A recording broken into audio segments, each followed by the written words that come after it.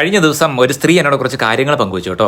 ആരോടും പറയാൻ പറ്റുന്നില്ല അത്രേ. ഭർത്താവിന്റെ മെന്റൽ ഹരാസിങ്ങിനെ കുറിച്ചാണ്. ഈ പറയുന്ന ഭർത്താവാണെങ്കിൽ സമൂഹത്തിലെ മാന്യൻ, കൂട്ടായ്മകളൊക്കെ പ്രധാന റോള് കൈകാര്യം ചെയ്തവൻ, പള്ളിയിലൊക്കെ ആണെങ്കിലും മുൻപന്തിയിൽ പോയി കാര്യങ്ങൾ ചെയ്യുന്നവൻ, ആവശ്യക്കാരെ തേടിപ്പിടിച്ച് അങ്ങോട്ട് സഹായം ചെയ്യുന്നവൻ, അങ്ങനെ നാട്ടുകാരുടെ ഇടയിൽ പുള്ളിക്ക് ക്ലീൻ ഇമേജാണ്.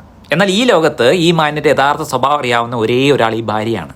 പുറമേ നിന്ന് നോക്കുമ്പോൾ ആർക്കൊന്നും മനസ്സിലാവില്ല അത്രേ. അന്യായ അഭിനയമാണ്, ആരുമില്ലാത്തപ്പോൾ മെന്റൽ ടോർച്ചറിങ്. എനിക്ക് ഇയാളോട് പറയാനുള്ളത്, യഥാർത്ഥ ജീവിതത്തിൽ ഇയാൾ ചേർത്ത് പിടിക്കേണ്ടത് നാട്ടുകാരെയും കൂട്ടുകാരെയും ഒന്നും അല്ല, സ്വന്തം ഭാര്യയാണ്. എന്നിട്ട് മതി ബാക്കിയുള്ളവരെ.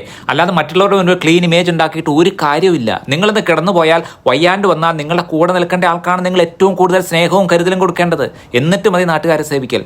സ്വന്തം ഉത്തരവാദിത്തങ്ങൾ കഴിഞ്ഞിട്ട് മതി പള്ളിയെയും അമ്പലത്തെയും ഒക്കെ സേവിക്കൽ. ഇല്ലെങ്കിൽ ഈ പ്രകൃതിയുടെ കാവ്യനീതി നാളെ നീ മനസ്സിലാക്കിയിരിക്കും. നിങ്ങളെക്കുറിച്ച് ഈ ലോകത്ത് ഏറ്റവും നന്നായി അറിയാവുന്നത് നിങ്ങളുടെ ഭാര്യയ്ക്ക് മാത്രമാണ്. സഹിച്ച് അവൾ തൻ്റെ കൂടെ നിൽക്കുന്ന ആ കുട്ടികളെ ഓർത്തിട്ട് മാത്രമായിരിക്കും. നാട്ടുകാരുടെ മുൻപിൽ താൻ വലിയ ആളൊക്കെ ആയിരിക്കും. പക്ഷേ ഭാര്യയ്ക്ക് സ്നേഹവും ബഹുമാനവും കൊടുക്കാൻ കഴിയുന്നില്ലെങ്കിൽ താനൊരു ഭൂലോക തോൽവിയാണ്. ഒട്ടുമിക്ക സ്ത്രീകളും അവരുടെ ഭർത്താക്കന്മാർക്ക് വേണ്ടി ഒരുപാട് സഹിക്കുന്നവരാണ്. ആ ബന്ധം നിലനിർത്താൻ അവൾ എന്തും ചെയ്യും, ഒരുപക്ഷെ ആവുന്നതിലും അധികം. പക്ഷേ അവൾ ഉറച്ചൊരു തീരുമാനമെടുത്ത് തിരിഞ്ഞു നടന്നാൽ ഒരിക്കലും അവൾ പശ്ചാത്തപിക്കില്ല.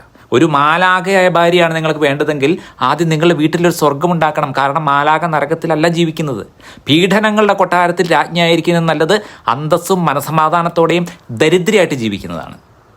തുറക്കട്ടെ മനസ്സുകൾ.